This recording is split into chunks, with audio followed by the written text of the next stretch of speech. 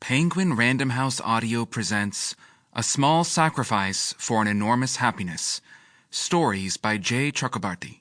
Read for you by Sharmila, Devar, and Shawn Jain. A Small Sacrifice for an Enormous Happiness. From his balcony, Nikhil waited and watched the street as hyacinth braiders tied floral knots, rum sellers hauled bags of ice, and the row of elderly typists, who had seemed elderly to him since he'd been a boy, struck the last notes of their daily work. Beside him on the balcony, his servant, Kanu, plucked at the hair that grew from his ears. "Keep a lookout for Babu," Nikhil shouted to Kanu. "I'll check on the tea." Kanu was so old he could neither see nor hear well, but he still accepted each responsibility with enthusiasm. The tea was ready, as were the sweets, the whole conical pile of them, the base layer of pistachio mounds, the center almond bars that Nikhil had rolled by hand himself, and on the top, 3 lychees from the garden, so precariously balanced, a single misstep would have upset their delectable geometry.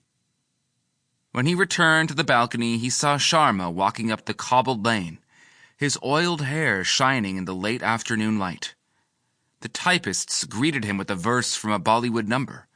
Sharma's boxer's jaw and darling eyes reminded the typists of an emerging movie star, and Sharma shook his head and laughed. Kanu limped downstairs to let Sharma in, and Nikhil waited in the living room while the two of them made their way up. "And what is the special occasion?" Sharma asked, eyeing the pile of confections with a boyish grin. Nikhil refused to say.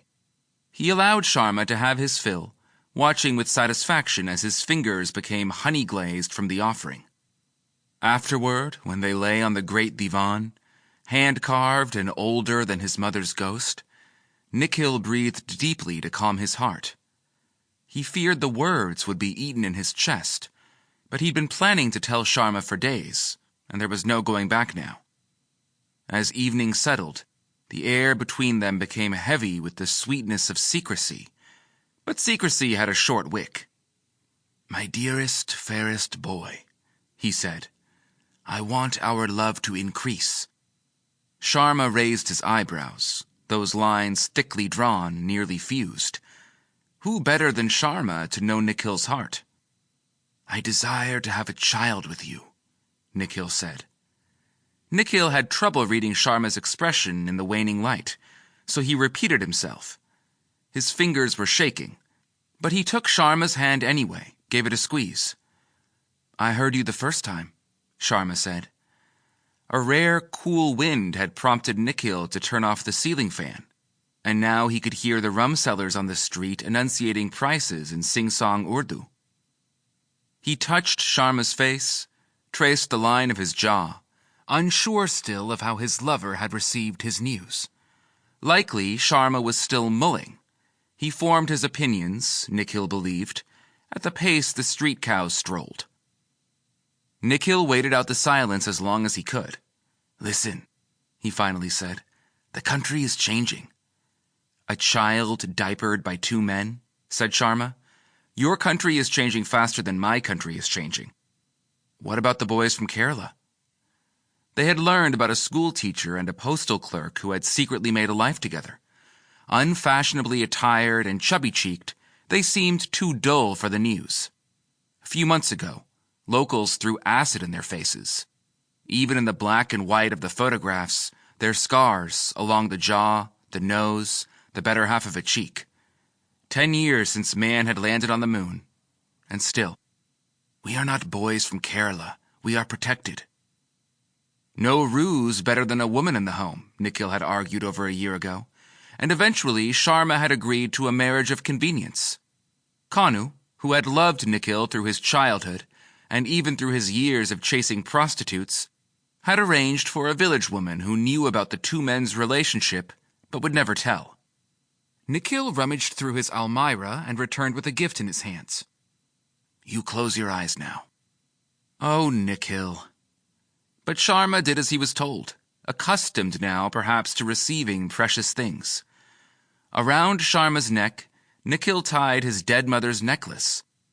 It had been dipped in 24 carats of gold by master artisans of Agra.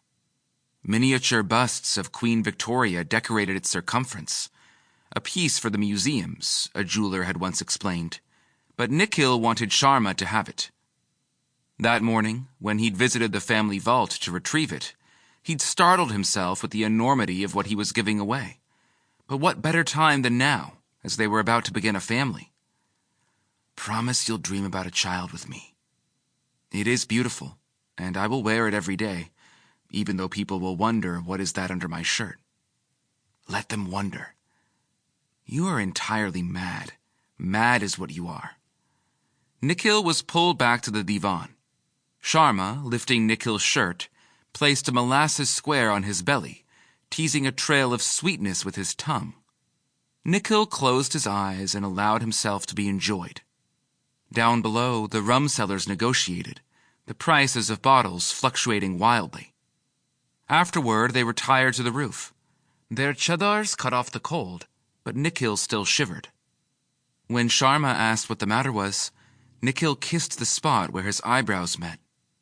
There was another old roof across the street, where grandmothers were known to gossip and eavesdrop, but he did not care. Let them see, he thought. Let them feel this wind of enormous change. The next morning, while Sharma washed, Nikhil said, "I want you to toss the idea to your wife. Get Thripti used to the matter." Sharma dried himself so quickly he left behind footprints on the bathroom's marble floor. "Toss the idea to my wife. Get her used to the matter," Sharma repeated, before he changed into his working clothes, leaving Nikhil to brood alone. Thripti would have few issues with the arrangement of a child, Nikhil believed. After all, at the time of her marriage to Sharma, her family was mired in bankruptcy. Her father had left them nothing but a reputation for drink and dishonesty, and she herself, insofar as he recalled from his sole meeting with her at the wedding, was a dour, spiritless creature who deserved little of the bounty that Nikhil had provided her. What little else he knew was from Kanu's reports. Extremely pliable, Kanu had first said. Then, closer to the wedding, little stubborn about the choice of sweets. She wants village kind. On that note, Nikhil had wilted. Let her have her desserts, he'd said, the wedding paid for, and the matter removed from mind. The next few days, when Sharma was away at the village and at the foundry, Nikhil paced around the house, overcome by the idea of a child. He'd always dreamed of becoming a father, but had never believed it would be possible until this year's monsoon, when, in the middle of a deluge, his 42-year-old sister had given birth to a girl. The rain had been so fierce no ambulance could ferry them to the hospital, so the elderly women of the family assumed the duties of midwifery and delivered the child themselves. The first moment he saw his niece, he nearly believed in God, and, strangely, in his own ability, his right, to produce so perfect a thing. He couldn't bring Sharma to his sister's house to meet his new niece, so the next week he'd spent their Thursday together sharing photos. If Sharma experienced the same lightness of being, he didn't let it show. All he said was, "Quite a healthy baby she is." It was true. She'd been born 9 pounds 2 ounces. The family had purchased a cow so that fresh milk would always be available. Nikhil convinced himself that he had opened Sharma's heart to the idea of becoming a father, but the exuberance of this conclusion led to certain practical questions. Sharma's wife would carry the child, but where would the child live? In Sharma's house in the village, or in Nikhil's house here in the city? If she lived in the village, which Nikhil admitted was the safer option, how would Nikhil father her? How would she receive a proper education?